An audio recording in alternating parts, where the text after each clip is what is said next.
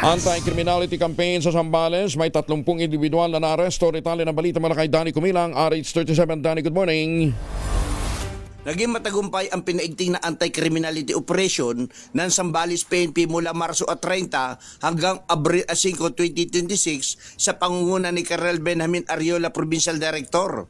Sa nasabing operasyon, umabot sa 30 katao ang naaresto at higit 56 na gramo ng illegal na droga na kumpiska na nagkakalaga ito sa 382,000 pesos. 14 na anti-illegal drug operation ang ikinasa na nagresulta sa pagkakaaresto ng 17 suspect. Bukod dito, 5 individual ang nahainan ng warrant of arrest, kabilang ang 2 most wanted person.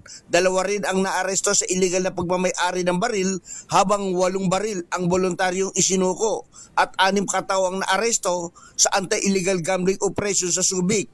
Ayon kay Colonel Ariola, patuloy ang mahigpit na pagbabantay ng kapulisan upang matiyak ang kaligtasan ng publiko sa Zambales. Danny Kumilang, RH37, DCRH, una sa Pilipinas, una sa Pilipino. Maraming salamat, Danny.